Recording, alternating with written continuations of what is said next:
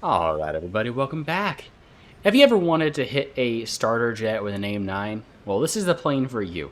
It's German Seahawk Mk.100 and it is the lowest plane in the game with heat-seeking air-to-air missiles at 8.0.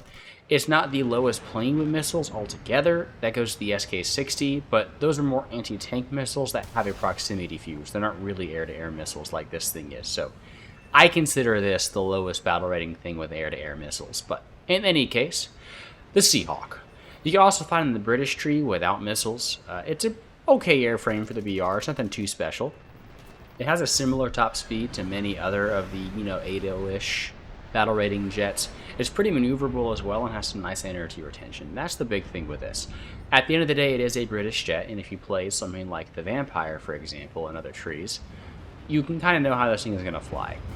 It doesn't have the best roll rate. I don't know if you can tell from this. It's alright, but it does compress a little bit at higher speeds. But the big thing is just the sustained turn. It's able to pull a lot of Gs for a decent amount of time and maintains energy fairly well while it's doing that. Of course, it will still bleed speed, but comparatively at least, it does bleed less, and it's still a naval jet, so that's some pretty nice low-speed acceleration. Most of the time, you can see, even though I am losing speed, I'm staying above around 400 kilometers an hour or so, and while this does leave you a little slow and vulnerable, you are still at least relatively maneuverable. You can see I'm pulling 7 Gs at 500 kilometers an hour, which a lot of other jets with this battle rating can't really do. You will actually have to fight other British jets since you are on the German team, and when you do, you're most likely going to have to use a lot of flaps. Because something like a Meteor Mark III is definitely going to turn inside you. Your Seahawk is going to have the exact same performance as you. So flap usage is actually pretty important in this thing. It does get some decent takeoff flaps, and the landing flaps are incredibly strong. The takeoff flaps in particular are able to be used up to some pretty high air speeds as well, so you don't really feel the lack of combat flaps too much. The big problem with the takeoff flaps, though, is just that they produce so much drag that you're not going to be going much faster than about 500 kilometers an hour with them out. It is really useful if you're trying to force an overshoot, though. The flaps work at such high speeds, in fact, that I kept forgetting to bring them in. You can see I'm flying around right now with them out, and it's really slowing me down. I'm basically not able to go any faster than about 500 kilometers an hour at the moment, although it was enough to go ahead and beam this A2D, so I didn't really have to worry about it too much. Speaking of which, the guns are pretty good now, honestly. Hispanos got hit with the real shatter buff that so many other planes did, and now they're pretty alright. They're still not as good as they were pre-real shatter, like that would have definitely one-shot before real shatter. But as long as you're running stealth belts, I've had a really good time. I've heard that other belts are a little more dodgy, like the air targets, for example, is giving a lot of crits right now. So if you don't want to run stealth, try running air targets, but honestly, I might still just recommend going with ground targets instead, because you at least get a good amount of AP in that case, which is much more reliable when it comes to damage. So they do have high velocity, though, and you get plenty of ammo. You get like 800 rounds, which is really nice. I haven't actually run out of ammo yet, even when I've gotten 5 or 6 kills in the game. That's one of the really nice things about these later Hispanos, like the Mark Vs, is you get tons of ammo along with it.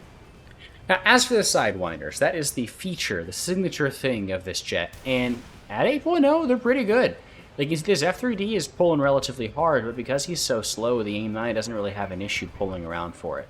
You're going to get a lot of people that just underestimate it. You're going to be fighting, P-80s, SU-9s, of course, that F3D I just killed, F-84s, all sorts of stuff like that. And for the most part, you're not really going to have issues taking them out. People don't really know how to deal with missiles this BR, and a lot of the time they're not going to be looking for them in the first place. You can see this F2H2, if I'd wanted to, I could have beamed him with a missile already, because he's basically just flying in a straight line. And he does start turning here. If I'd wanted to and I hadn't started shooting, I could have just got him behind him and shot a missile at him instead. I've had more use for these things killing bombers, because you are still going to be fighting a lot of IL-28s and some Canberras and stuff like that. And at least for me, especially with the IL-28 and the Tu-14, I don't want to get anywhere near those rear guns. So I'd rather just go ahead and fire an AIM-9 from a good distance away, and then not have to worry about it, because most people aren't going to be like that B-29 in my intro and just miss all the shots off the front. These missiles are not the most effective at hitting maneuvering targets, but you can see they will hit stuff that's flying in a straight line, stuff that's slow, stuff that's not paying attention. If they make a turn, as long as it's only one direction, they can usually track that. whenever they reverse course, it has a much more difficult time actually correcting for that. So most of your kills are still going to be coming with your guns, especially because you only have 2 of these. So I would recommend being sparing. I wouldn't just fire these off willy-nilly. They're much more useful for taking out people that you either can't catch or don't want to get close enough to, or finishing off crippled targets. And these guns do pretty good damage now, so for the most part, I'd recommend just spraying with your guns instead. And then save your missiles for people that, actually need them, not someone that goes full commit head-on with an IL-28. Only problem with me telling you all this is the fact that, unfortunately, if you don't have it right now, you can't get it. It's not for sale at the moment. I bought it back whenever the pack went 50% off. They may bring it back for German Unity Day, because I believe that's when they brought it back last time. I'll flash it up on screen if it is, because I think that's right. So whenever that is this year, feel free to look out for it if you do like what you're seeing. But if you want to get a taste of it and you don't mind losing the missiles, the Seahawk and the British tree is the same thing, just without missiles, and it's at 7.7. So you can always try that out. For those of y'all who do have it or who are thinking about getting it, one other really nice thing about this plane is it is incredibly good at Silver Lion grinding. It has a 3.8 Silver Lion modifier, which gives it 1140 with premium time, which is absolutely insane. That is the highest possible Silver Lion modifier for an aircraft. It is actually nuts, and you're going to be printing Silver Lions with this thing. I know I was. This BR is also generally much more fun to play at than other matchmakers, like for example the 9.7 one that I covered earlier this week in my AV8. Although you do, of course, still have your specimens. For example, to see that gentleman Tyrone right there, I could not believe it when I saw this. So he's in an F2H2, right? I think it's pretty good now, 7.3. Mr. Tyrone right there is bombing in the F2H2. Can't even finish off that base, unless I'm mistaken. So he goes ahead, he bombs this base, runs away for a while, turns back around, goes full commit head-on with the G91, and then he starts running away again. So I chase him down, I'm just time skipping, so I don't have to deal with that.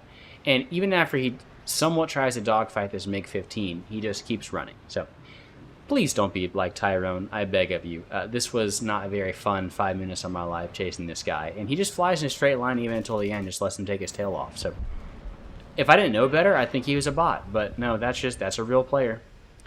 But in any case, last thing, this is actually pretty decent at CAS as well. Didn't get a ton of footage of it, so I'm just going to show these couple runs right here. It does get 16 RP3s, which are some pretty decent rockets. They're really nice for taking out open top stuff. It also carries 2 500-pound bombs as well, although I am going to miss on a drop right here. These 500-pounders are pretty small, so you're going to have to be really accurate. In any case, I hope you all enjoyed the video. Let me know what you think in the comments below, and I'll catch y'all next time. So, peace, y'all.